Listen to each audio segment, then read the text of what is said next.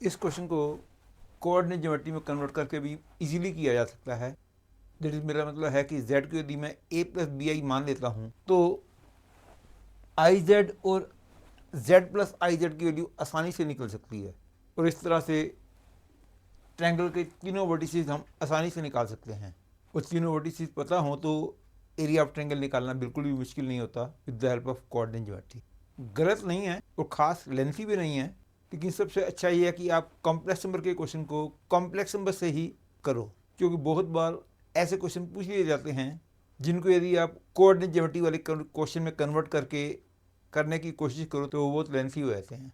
इस क्वेश्चन को मैं कॉम्प्लेक्स नंबर की हेल्प से ही करूँगा, और मैं चाहूँगा कि आप इसको अपने आप कीजिए, और यदि आप नहीं कर पाते हो तो ही सोल्यूशन देखिए। मैं आपको क्वेश्चन करने का हिंट बता देता हूँ। पहली बात तो आपको ये पता होना चाहिए कि Z1 Z2 दोनों पता हो तो Z1 प्लस Z2 की पोजीशन ज्योमेट्रिकली कैसे निकलती है। और दूसरी बात पता होना चाहिए कि यदि किसी भी कॉम्प्लेक्स नंबर को आयोटा से मल्टीप्लाई करते हो तो उस कॉम्प्लेक्स नंबर की position about origin 90 degree angle anti clockwise direction में रोटेट कर जाती है। माइनस आई से मल्टीप्लाई करोगे तो उसका complex number about origin 90 degree angle से क्लॉकवाइज डायरेक्शन में रोटेट होगा। प्रेजेंटली इस क्वेश्चन में आयोटा से मल्टीप्लाई किया गया है। और उसके बाद एरिया ऑफ ट्रायंगल का फॉर्मूला 1/2 बेस इंटू हाइट होता है, ये तो पता ही होगा। और ये सारी बातें पता हों तो ये question without writing anything on the paper किया जा सकता है। यदि आप इसको करना चाहो you can pause the video hair, otherwise you can see the solution. पहले मैं क्वेश्चन को पढ़ देता हूँ।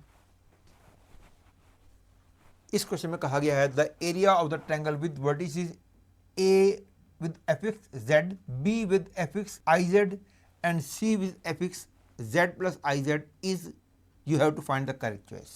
पहली बात तो जैसा कि मैंने अभी भी बताया है कि यदि z की पोजीशन ये वाली है तो iz की पोजीशन इसको अबाउट ओरिजिन 90 डिग्री एंगल से एंटी क्लॉकवाइज डायरेक्शन में रोटेट करने पर मिलेगी। मतलब ये जेड की पोजीशन है तो आई जेड की पोजीशन ये होगी। तो obviously Z plus I Z की पोजीशन जैसा कि आप जानते हो पैरेललोग्राम कंप्लीट करने पर मिलती है।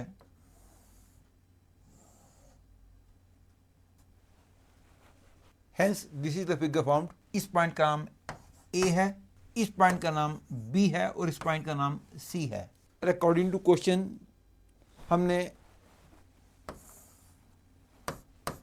इस ट्रायंगल का एरिया निकालना है, and according to standard concept ये एक पैरेललोग्राम होता है, लेकिन क्योंकि ये एंगल 90 है और ये भी ऑब्वियस है कि इसकी लेंथ भी मॉड जेड है और इसकी लेंथ भी मॉड जेड है, मतलब कि ये एंगल भी 90 है, दोनों साइड्स की लेंथ भी बराबर है, मतलब this figure is a square. तो यदि हमने इस ट्रायंगल का एरिया निकालना है, area of this triangle will be equal to the area of this triangle, और इसका area 1/2 into mod Z into mod of I Z जो है वो तो वही मॉड जेड ही होता है। तो इसका एरिया हो गया 1/2 मॉड जेड स्क्वायर, और क्योंकि दोनों का एरिया बराबर होगा तो इसका भी एरिया 1/2 मॉड जेड स्क्वायर हो गया। Therefore the correct choice is a.